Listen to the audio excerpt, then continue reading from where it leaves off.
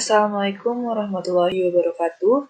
Perkenalkan, nama saya Julianda Haripa dari Pendidikan Kimia di 2019. Dalam video ini saya akan membahas mengenai sifat koligatif larutan. Baiklah, mari kita simak videonya teman-teman.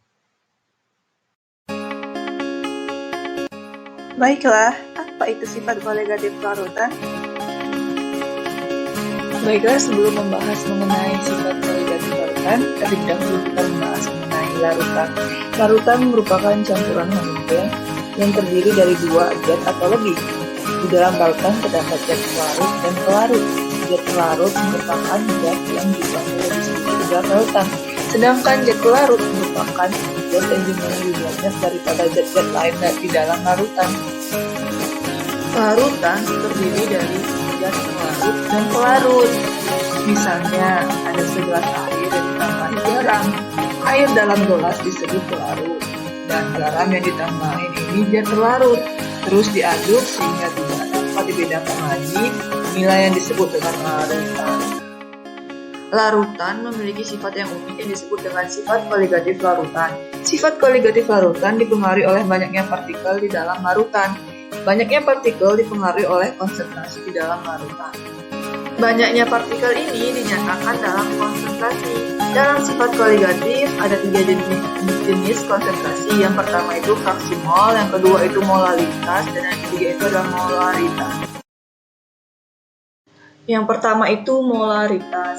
Molaritas yang disimbolkan dengan M besar merupakan jumlah mol zat terlarut dalam tiap satuan volume larutan.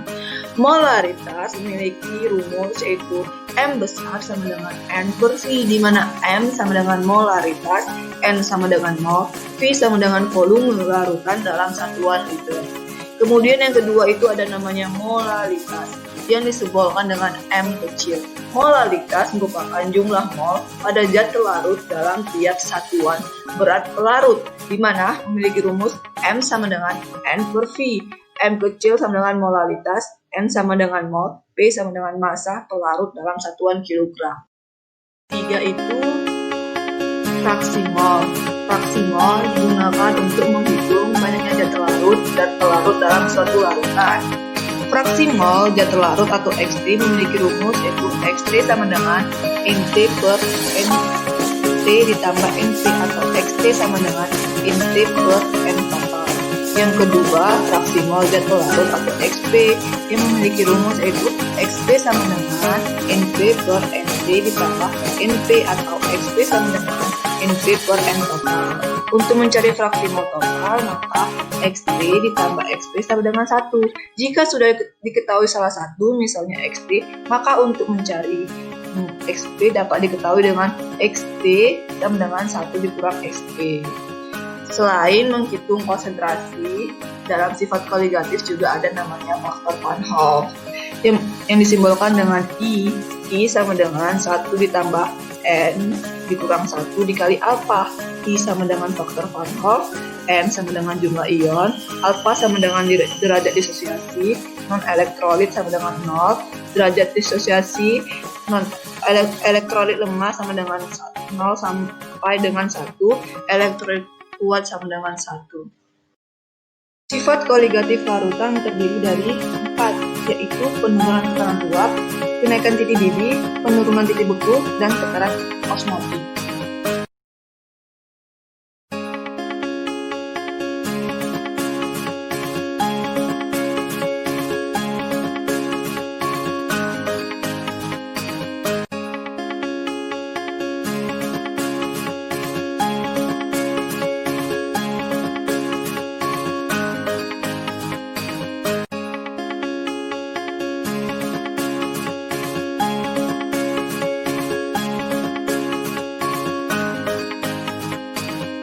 Dalam proses osmosis menghasilkan 3 keadaan pada larutan. Yang pertama isotonik, yaitu keadaan di mana tekanan osmotik suatu larutan sama dengan tekanan osmotik larutan lainnya. Yang kedua hipertonik, keadaan di mana tekanan osmotik suatu larutan lebih besar dari tekanan osmotik larutan lain. Yang ketiga hipotonik, keadaan di mana tekanan osmotik larutan lebih kecil dari tekanan osmotik larutan lain.